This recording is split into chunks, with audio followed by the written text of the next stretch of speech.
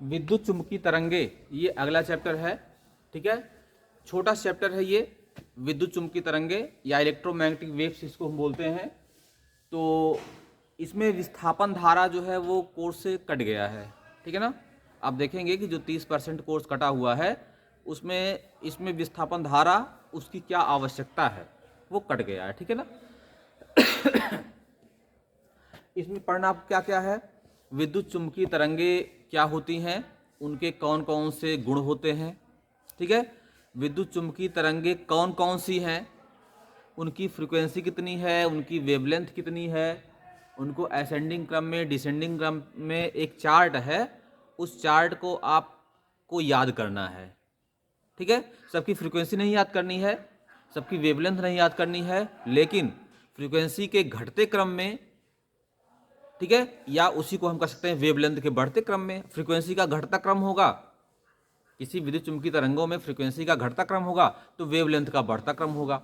ठीक है ना, तो ये क्रम आपको याद करना है कि सबसे ज़्यादा फ्रीक्वेंसी किसकी होती है, सबसे कम फ्रीक्वेंसी किसकी होती है, उसके बाद किसकी होती है। तो एक जो क्रम आपका है, आर्डर है, वो आर्डर आपको याद करना है। और विद्युत चुम्बकीय तरंगों की जो प्रकृति है वो अनुप्रस्थ होती है। पहले ये ज्ञात था कि विद्युत चुम्बकीय तरंगों की जो प्रकृति होती है वो अनुदैर्घ्य होती है ना। कहने का मतलब कि विद्युत चुम्बकीय तरंगे जिस डायरेक्शन में चलती हैं उसी डायरेक्शन में वैद्युत क्षेत्र और चुंबकीय क्षेत्र के वेक्टर भी कंपन करते हैं। पहले ये जानकारी थी और बाद में ये जानकारी हुई कि नहीं, वैद्युत चुम्बकीय तरंगों की जो प्रकृति है वो अनुप्रस्थ होती है। क्या होती है? अनुप्रस्थ होती है। तो वो प्रूफ करना हमको है कि वास्तव में विद्युत चुम्बकीय तरंगों की प्रकृति कैसी है, अनुप्रस्थ प्रकृति है। तो वो प्रूफ करेंगे हम। ठीक है, तो चलिए हम शुरुआत यहाँ करते हैं विद्युत चुम्बकीय तरंगों के बारे में। विद्युत चुम्बकीय तरंगों के बारे में कुछ इक्वेशन भी हैं जिसको हम कहते हैं मैक्सवेल्स इक्वेशन। ठीक है, जैसे प्रश्न आता है कि विद्युत चुम्बकीय तरंगों से संबंधित मैक्सवेल के कौन कौन से समीकरण हैं, है ना, कौन कौन से इक्वेशन है, कौन कौन से समीकरण है, 2-3 समीकरण, 3-4 समीकरण है, उनको हम बोलते हैं कि वो मैक्सवेल के इक्वेशन है, विद्युत चुम्बकीय तरंगों से रिलेटेड हैं वो। ठीक है ना, तो विद्युत चुम्बकीय तरंगे हैं क्या? वास्तव में जब किसी परिपथ में उच्च आवृत्तियों के वैद्युत दोलन होते हैं, जैसे कोई परिपथ है, जब उस परिपथ में बहुत ऊंचे आवृत्ति की, बहुत हाई फ्रीक्वेंसी की, ठीक है ना, प्रत्यावर्ती धारा प्रवाहित होती है। अब चाहे आप कह लीजिए प्रत्यावर्ती धारा प्रवाहित होती है, चाहे उच्च आवृत्तियों के दोलन होते हैं, क्योंकि जो अल्टरनेटिंग करंट आपकी है उसकी फ्रीक्वेंसी एक बार बहुत ज़्यादा होती है, फिर कम होती है, मतलब वो घटती बढ़ती रहती है। तो अल्टरनेटिंग करंट जो होती है या प्रत्यावर्ती धारा जो होती है वह भी उसकी डायरेक्शन चेंज होती रहती है। ठीक है ना, तो जान जाइए वो दोलन कर रहा है, ऐसे दोलन ऐसे कर ही रहा ना वो उससे। तो अगर किसी परिपथ में उच्च आवृत्तियों के वैद्युत दोलन होते हैं या उच्च आवृत्ति की प्रत्यावर्ती धारा प्रवाहित होती है, ठीक है, तो उस परिपथ में जो एनर्जी निकलती है, उस परिपथ में जो ऊर्जा निकलती है, वह ऊर्जा, ठीक है, तरंगों के रूप में रेडिएट होती है, मतलब विकिरित होती निकलती है। तो तरंगों के रूप में निकलने वाली जो एनर्जी होती है इसी को हम बोलते हैं विद्युत चुम्बकीय तरंगे। ठीक है ना, जब किसी परिपथ में उच्च आवृत्तियों के वैद्युत दोलन होते हैं तो वहां से उत्पन्न होने वाली ऊर्जा, ठीक है, विकिरण के रूप में रेडिएट होती है, निकलती है, मतलब एक स्थान से दूसरे स्थान तक जाती है, उसी को हम बोलते हैं विद्युत चुम्बकीय तरंगे। क्यों बोलते हैं इसको विद्युत चुम्बकीय तरंगे? क्योंकि इसमें वैद्युत क्षेत्र के भी वेक्टर होते हैं। वैद्युत क्षेत्र, इसमें वैद्युत क्षेत्र भी स्थित रहता है और चुंबकीय क्षेत्र भी स्थित रहता है। वैद्युत क्षेत्र के वेक्टर भी कंपन करते रहते हैं, चुंबकीय क्षेत्र के वेक्टर भी कंपन करते हैं। दोनों की डायरेक्शन अलग अलग होती है लेकिन दोनों वेक्टर कंपन करते रहते हैं। वैद्युत क्षेत्र के वेक्टर भी कंपन करते हैं, चुंबकीय क्षेत्र के वेक्टर भी कंपन करते हैं। दोनों परस्पर लंबवत होते हैं और दोनों तरंग संचरण की दिशा के भी लंबवत होते हैं। तो ऐसी जितनी भी तरंगे हैं उनको हम बोलते हैं विद्युत चुम्बकीय तरंगे। तो हमारा जो प्रकाश है यह भी एक विद्युत चुम्बकीय तरंग है। प्रकाश में जो प्रकाश हमारा गति करता है, वो प्रकाश जब हमारी आंखों पर पड़ता है ना, तभी तो हम किसी वस्तु को देख पाते हैं। हम आपको देख पा रहे हैं या ब्लैक बोर्ड पर लिख रहे हैं या कोई भी चीज़ हम देख रहे हैं, तो कब? जब वो प्रकाश जो है, विद्युत चुम्बकीय तरंग जो है वो हमारी आंखों पर पड़ती है। तो विद्युत चुम्बकीय तरंगों में जो वैद्युत क्षेत्र के वेक्टर होते हैं, समझ गए बात को, वैद्युत क्षेत्र के वेक्टर। तो वैद्युत चुंबकीय तरंगों में जो वैद्युत क्षेत्र के वेक्टर होते हैं वह देखने में हेल्प करते हैं, देखने में मदद करते हैं वो, समझ रहे बात को। चुंबकीय क्षेत्र के नहीं, वैद्युत क्षेत्र के वेक्टर। सामान्य मान लीजिए अंगीठी जल रही है, उस अंगीठे से निकलने वाली ऊष्मा आपकी आंख में पड़ेगी तो उसमें वैद्युत क्षेत्र के वेक्टर नहीं होते हैं, इसीलिए जो है ऊष्मीय प्रभाव तो वो दिखाती है, लेकिन हमारे आंखों को देखने की क्षमता वो नहीं दे पाती है, या देखने की क्षमता उत्पन्न नहीं कर सकती है वो, समझ रहे हैं बात को। तो वैद्युत चुंबकीय तरंग इसलिए कहा गया है क्योंकि जो तरंग के रूप में ऊर्जा निकल रही है उसमें वैद्युत क्षेत्र और चुंबकीय क्षेत्र दोनों के वेक्टर सम्मिलित है। इनको हम बोलते हैं विद्युत चुंबकीय तरंगे। इसमें गामा किरणें भी हैं, गामा रेज है ना, गामा किरणें भी हैं, एक्स रेज हैं, माइक्रोवेव्स हैं, सूक्ष्म तरंगे जिसको आप बोलते हैं, दृश्य तरंगे हैं, पराबैंगनी विकिरण है, अल्ट्रावायलेट रे जिसको आप बोलते हैं, इंफ्रारेड अवरक्त विकिरण भी है, ठीक है। तो बहुत सारे विकिरण उसमें हैं। ये सारे जो विकिरण हमारे हैं वो विद्युत चुंबकीय तरंगे हैं, ठीक है ना। इनके गुणों के बारे में पढ़ेंगे हम। पहले हम मैक्सवेल के इक्वेशन पे आ जाते हैं। कौन कौन से मैक्सवेल के इक्वेशंस हैं, मैक्सवेल के कौन कौन से इक्वेशन हैं, हम उस पर आ जाते हैं।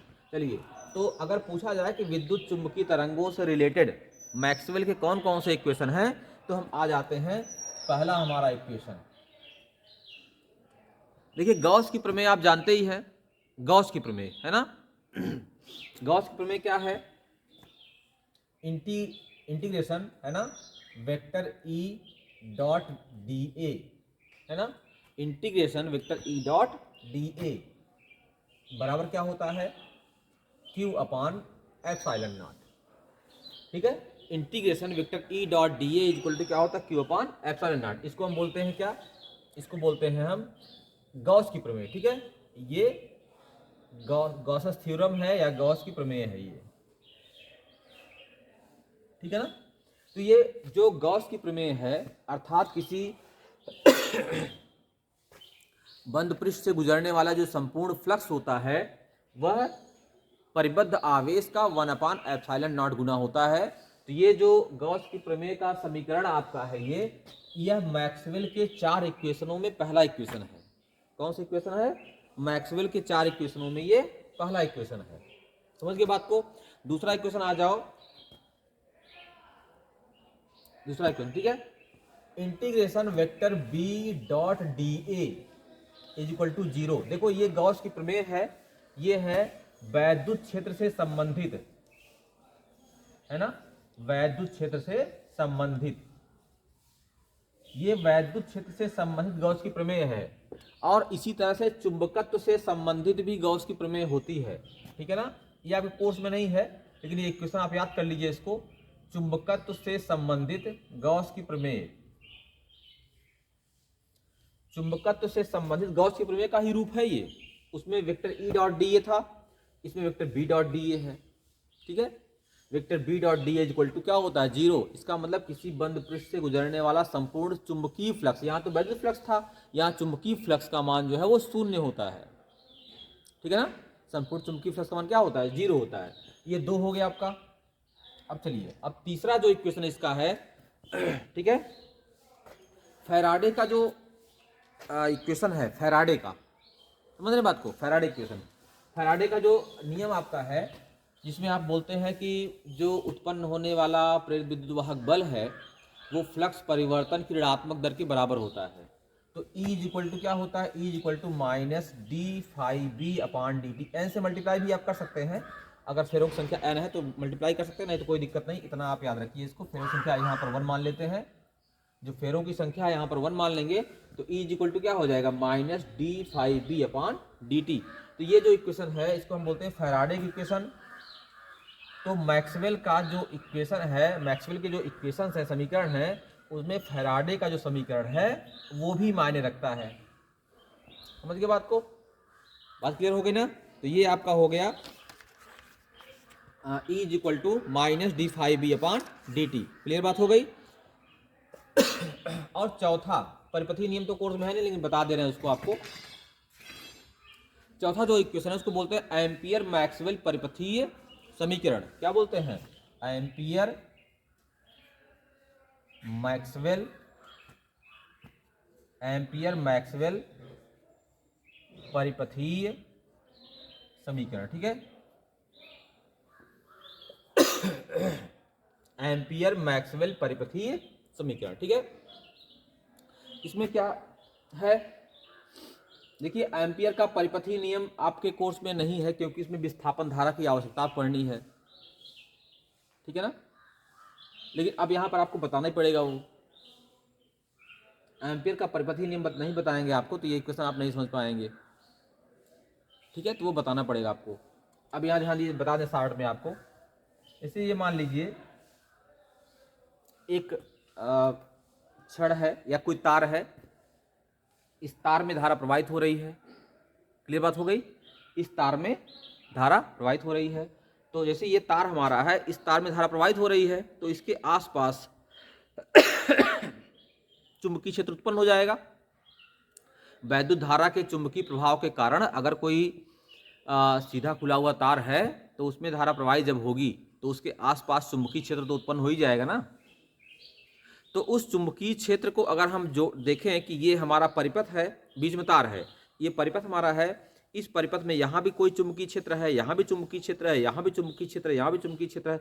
इन सभी चुंबकीय क्षेत्रों को अगर हमको ऐड करना हो, जोड़ना हो, ठीक है, तो संपूर्ण चुंबकीय क्षेत्र कितना होगा, तो लिखा जाता है, यहां लिख दें, integration vector B dot DL, मतलब किसी बंद परिपथ के अनुदिश, किसी बंद परिपथ के अनुदिश चुंबकीय क्षेत्र का रेखीय समाकल, ठीक है ना। जैसे बंद परिपथ है, बीच में धारा बह रही है आपकी तार में, तो किसी बंद परिपथ के अनुदिश चुंबकीय क्षेत्र का रेखीय समाकल उस परिपथ द्वारा बद्ध संपूर्ण धारा का म्यू नॉट गुना होता है। मतलब integration vector B dot D L is equal to mu zero I. D L क्या है, जैसे ये हमारा वृत्त है तो ये छोटा सा खंड डी एल हो गया, तो यहाँ का चुंबकीय क्षेत्र हो गया वेक्टर बी, यहाँ का चुंबकीय क्षेत्र, यहाँ का, जितने भी डी एल ऐसे घटक बनेंगे सबके चुंबकीय क्षेत्र को हमने ऐड कर दिया, तो पूरे परिपथ के थ्रू कितना चुंबकीय क्षेत्र है वो इस सूत्र से निकलेगा। और उसको एम्पियर ने बताया था कि वो जो धारा अंदर से बह रही है उस धारा का म्यू नॉट गुना होता है, ठीक है ना। तो ये एम्पियर का परिपथीय नियम है। एम्पियर के परिपथीय नियम का मूल रूप तो यही है, लेकिन एम्पियर मैक्सवेल का परिपथीय नियम क्या है, बाद में जो मैक्सवेल ने एक विस्थापन धारा कल्पना किया था, ठीक है ना। विस्थापन धारा ये कहाँ से आ जाती है, विस्थापन धारा, देखिए अगर परिवर्ती चुंबकीय क्षेत्र से, माफ कीजिएगा, परिवर्ती वैद्युत क्षेत्र से चुंबकीय क्षेत्र उत्पन्न हो सकता है। अगर वैद्युत क्षेत्र, विद्युत क्षेत्र परिवर्तित हो रहा है तो चुंबकीय क्षेत्र, आपको पता है ना कि जब किसी परिपथ में धारा को बढ़ाते हैं, घटाते हैं तो फ्लक्स परिवर्तन होता है। तो फ्लक्स परिवर्तन क्यों होता है, क्योंकि चुंबकीय क्षेत्र में परिवर्तन होता है।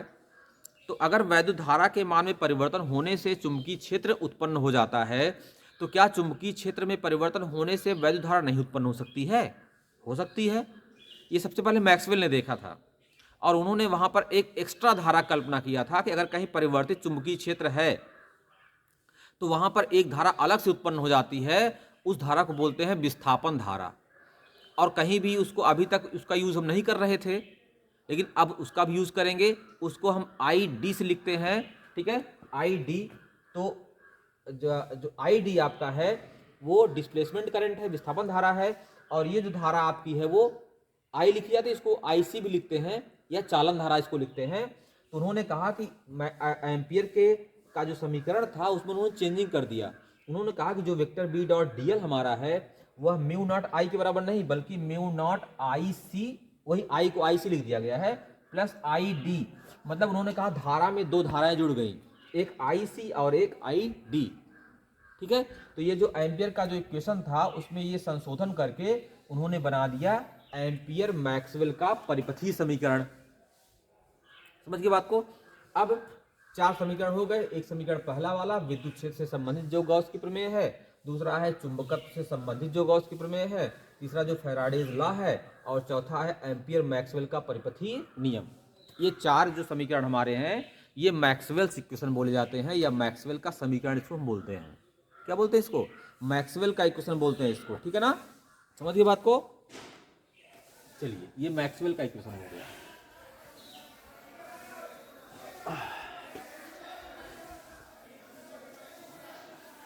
अब यहां पर ध्यान दीजिएगा,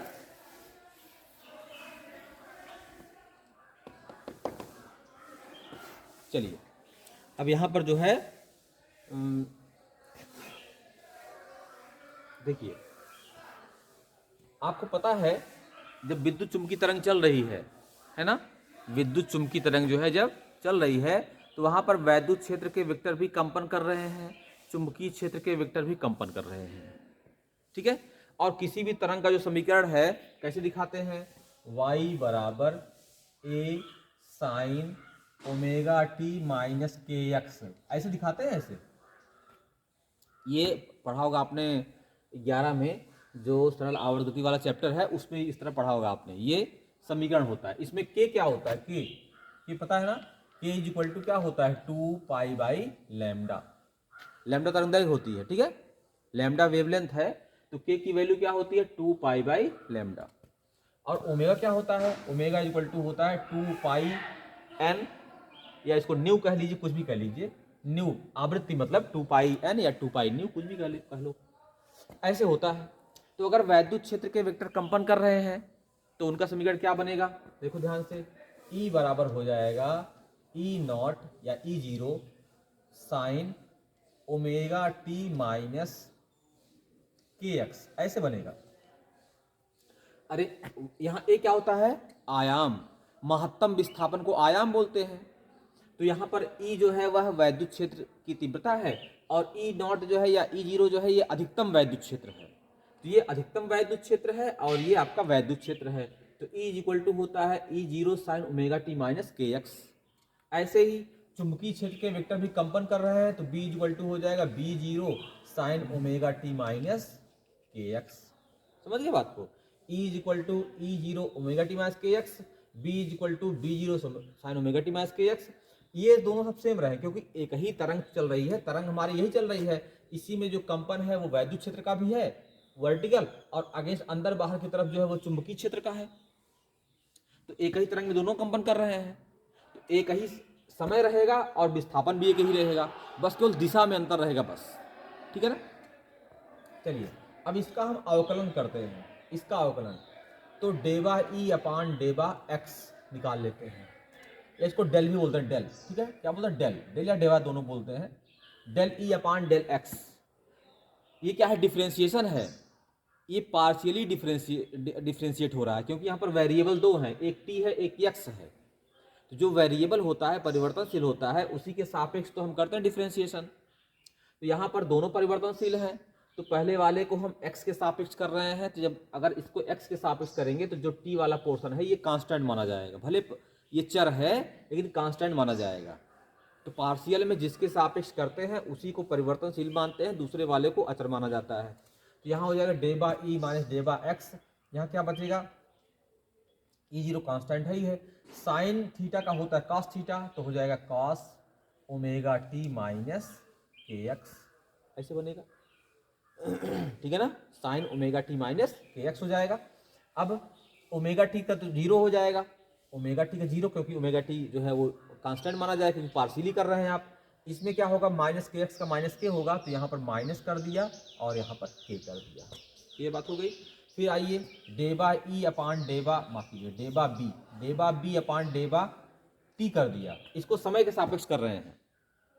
चलिए यहाँ क्या होगा, यहाँ होगा बी का यहाँ बी जीरो हो ही जाएगा, साइन का हो जाएगा cos omega T minus K x, और यहाँ पर अब के एक्स जो है उसको जीरो माना जाएगा, ओमेगा टी में से ओमेगा निकल जाएगा, ऐसे रहेगा, क्लियर। अब देखो डेवा ई अपान डेवा एक्स, ये क्या है, समय के दूरी के सापेक्ष विद्युत क्षेत्र का जो है अवकलन है। ये क्या है, ये समय के सापेक्ष चुंबकीय क्षेत्र का अवकलन है। दोनों वेक्टर जो है एक ही तरंग में है, इसलिए ये दोनों परस्पर बराबर आपस में होंगे, लेकिन दिशा में विपरीत है ये, ठीक है, अलग अलग हैं। इसलिए डेबा ई अपान डेबा एक्स इज इक्वल टू क्या हो जाएगा, माइनस डेबा बी अपान डेबा टी, ऐसे हो जाएगा। मान बराबर कर दिए, दिशा विपरीत कर दिया इसको हमने। अब इन दोनों की वैल्यू को बराबर करो यहाँ से, तो ई जीरो के cos omega T minus K x, ठीक है ना, बराबर हो जाएगा, यहाँ पे क्या होगा, B zero omega cos omega T minus K X, ये पोर्शन आपका यहाँ से कट जाएगा। अब यहाँ से ई जीरो बटे बी जीरो बराबर हो जाएगा ओमेगा अपान के, ऐसे देखो ध्यान से, ई जीरो बटे ई जीरो यहाँ पे है, ई जीरो बटे बी जीरो आ गया नीचे, ओमेगा यहाँ पे है, के चला गया नीचे, तो हो जाएगा E zero upon B zero बराबर ओमेगा इक्वल टू क्या होगा, 2 पाई एन, मतलब न्यू आवृत्ति है भाई, 2 पाई न्यू आवृत्ति हो गई है, और अपान के क्या है, ये हो जाएगा 2 पाई अपान लैम्डा, के की वैल्यू यही होती है 2 पाई बाई लैम्डा, ये होती है। अब ये हो जाएगा आपका 2 पाई से कट गया, न्यू इज इक्वल टू क्या होता है, सी बाई लैम्डा, और ये लैम्डा चला गया ऊपर की तरफ, तो लैम्डा यहाँ से कट गया, आ जाएगा सी, तो ई जीरो बटे बी जीरो बराबर सी। ये बहुत ही महत्वपूर्ण तथ्य है, ये बहुत ही महत्वपूर्ण तथ्य है आपका, कि जब विद्युत चुम्बकीय तरंग चलती है, ठीक है ना, जब विद्युत चुम्बकीय तरंग चलती है तो उस अवस्था में जो विद्युत क्षेत्र का आयाम है, मतलब वैद्युत क्षेत्र के जो घटक है उसमें मैक्सिमम जो घटक है ई जीरो, और जो चुंबकीय क्षेत्र का आयाम है, इन दोनों का जो रेशियो होता है वो प्रकाश की चाल के बराबर होता है। ई जीरो बटे बी जीरो बराबर क्या होता है, सी होता है। समझ गए बात को, ई जीरो बटे बी जीरो इक्वल टू क्या होता है, सी होता है, E zero upon B zero equal to C. Clear बात हो गई इतनी सी। चलिए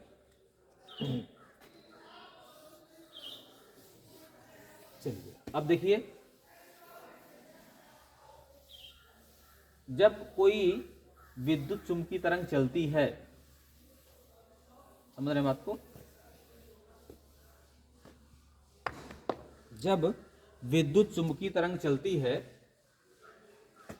ठीक है, तो उस समय क्या होता है, जैसे ये तरंग चल रही है हमारी, इसमें वैद्युत क्षेत्र के जो वेक्टर हैं वो भी कंपन कर रहे हैं, है ना, ऐसे, और चुंबकीय क्षेत्र के जो वेक्टर है वो भी कंपन कर रहे हैं ऐसे, मतलब चारों दिशाओं में कंपन कर रहे हैं, हर दिशा में कंपन कर रहे हैं, ठीक है, और तरंग आपकी चल रही है ऐसे, ये हर दिशा में कंपन कर रहा है, ठीक है, इसको हम ऐसे बना दे रहे हैं, ऐसे हर दिशा में कंपन कर, अंदर बाहर ऊपर नीचे कंपन कर रहे हैं ऐसे, ये दोनों परस्पर लंबवत होते हैं, तो बाद में हम सिद्ध करेंगे।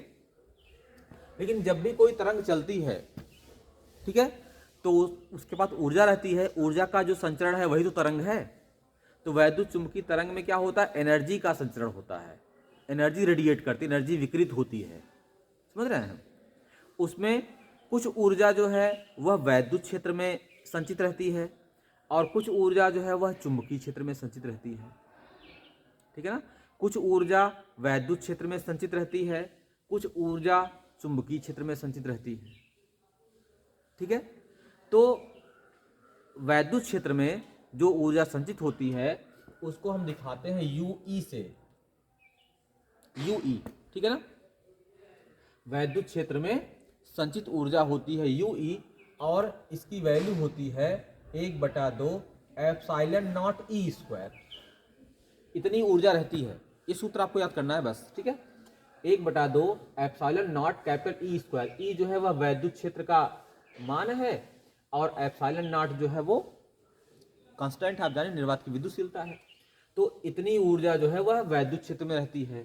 चुंबकीय क्षेत्र में कितनी ऊर्जा होती है, यूएम या यूबी कुछ भी कर लीजिए, मैग्नेटिक फील्ड के नाते है 1/2 B square upon mu naught, 1/2 B square बटे म्यू नॉट, ये चुंबकीय क्षेत्र में ऊर्जा होती है, इसको याद कर लीजिएगा। ये वैद्युत क्षेत्र में संचित ऊर्जा होती है, और ये चुंबकीय क्षेत्र में संचित ऊर्जा होती है। अगर पूछा जाए कुल ऊर्जा कितनी होती है, टोटल एनर्जी बताइए कितनी होती है, तो आप कह सकते हैं U इज इक्वल टू होता है UE प्लस UM, है ना। तो कुल ऊर्जा हमारी हो जाएगी 1/2 epsilon naught capital E square plus 1/2 B square upon mu not, इतनी एनर्जी होती है, 1/2 epsilon not E square plus 1/2 B square बटे म्यू नॉट, इतनी एनर्जी होती है, तो पूरी एनर्जी, ठीक है ना।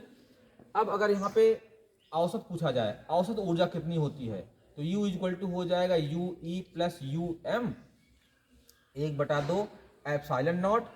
ई की वैल्यू क्या होती है, अभी लिखा गया था ना, E equal to E zero sine omega T, इसका स्क्वायर हो जाएगा E zero square sine square omega T plus 1/2 B की जगह हो जाएगा B zero sine omega T, तो हो जाएगा B zero square sine square omega T divide by mu naught, ऐसे हो जाएगा।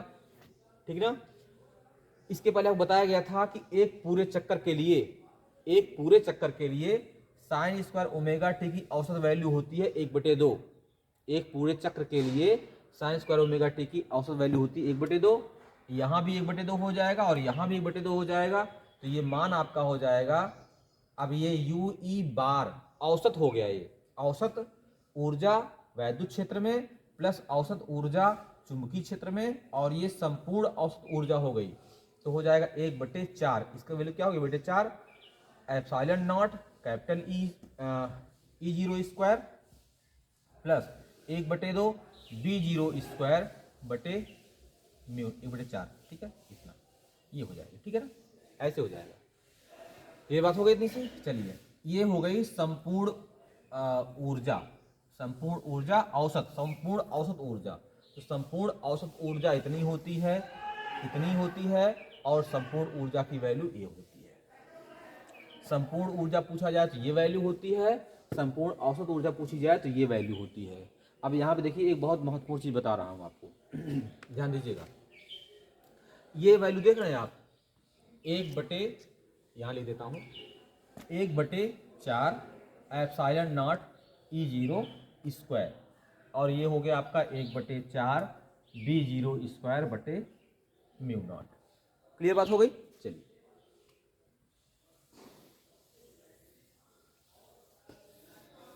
जो यहां पर बताया जाए उसको आप तुरंत नोट कर लिया करिए, रफ लेकर बैठा कीजिए। ठीक है, और वीडियो जरूर देख लिया करिए, ये आपके हित के लिए होगा।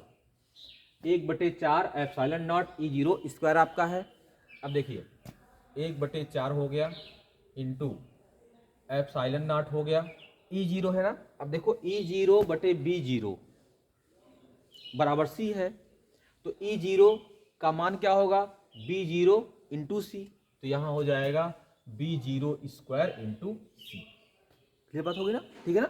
अगर पिछौड़ा हो गया तो अरे यार सी स्क्वायर, ई जीरो बटे बी जीरो मान सी हो गया, तो ई जीरो का मान क्या हो गया, बी जीरो इंटू सी, स्क्वायर कर दिया, इतना हो गया।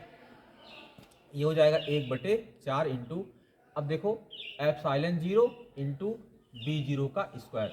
अब एक सूत्र पढ़ा होगा आपने, सी इज इक्वल टू 1/म्यू नॉट एप्सिलॉन नॉट, ये पढ़ा है ना। ये सूत्र तो पढ़ा ही है, पहले बताया जा चुका है ये। तो सी स्क्वायर की वैल्यू क्या होगी, 1/म्यू नॉट एप्सिलॉन नॉट, तो यहाँ सी स्क्वायर की वैल्यू क्या हो जाएगी, 1/म्यू नॉट एप्सिलॉन नॉट। ये कट गया ना, क्या आ गया ये 1/4 बी जीरो स्क्वायर बटे म्यू नॉट। देख रहे हैं, ये चीज देखो जरा सा, और ये चीज जो यहाँ लिखा गया था, तो ये वैल्यू लिखी गई थी, इस वैल्यू को हमने जब सॉल्व किया तो ये वैल्यू इसके इक्वल आई। तो इससे क्या मतलब निकलता है, इससे मतलब निकलता है कि जो यह एनर्जी हमारी है उतनी ही एनर्जी ये भी है। मतलब जितनी एनर्जी जो है वह वैद्युत क्षेत्र में स्टोर रहती है, उतनी एनर्जी जो है वह चुंबकीय क्षेत्र में भी स्टोर रहती है। कहने का मतलब कि जब कोई विद्युत चुंबकीय तरंग चलती है तो उसमें वैद्युत क्षेत्र में संचित ऊर्जा और चुंबकीय क्षेत्र में संचित ऊर्जा दोनों के मान परस्पर बराबर होते हैं। ठीक है ना। यानी जो कुल ऊर्जा रहेगी, जैसे 10 जूल ऊर्जा है तो 5 जूल चुंबकीय क्षेत्र में, 5 जूल वैद्युत क्षेत्र में। ठीक है ना। तो ये इसको आप नोट बना के लिख सकते हैं कि किसी विद्युत चुंबकीय तरंग के संचरित होने की अवस्था में, ठीक है, किसी विद्युत चुंबकीय तरंग के संचरित होने की अवस्था में वैद्युत क्षेत्र और चुंबकीय क्षेत्र में संचित ऊर्जा के मान बराबर होते हैं। ठीक है ना। ये रूप आपको भले भले लग रहा अलग अलग मान है दोनों का, लेकिन ये दोनों मान एक्चुअली एक ही हैं। इसका मतलब कि चुंबकीय क्षेत्र की ऊर्जा और वैद्युत क्षेत्र की ऊर्जा दोनों की वैल्यू जो है वह बराबर होती है। ठीक है, जितनी ऊर्जा चुंबकीय क्षेत्र में उतनी ऊर्जा वैद्युत क्षेत्र में। चलिए, इतना आप इसको नोट्स बना लीजिएगा, फिर अगला जो बचा हुआ है, थोड़ा बचा हुआ है, उसको हम अगले वाले वीडियो में समझा देंगे आपको। ठीक है।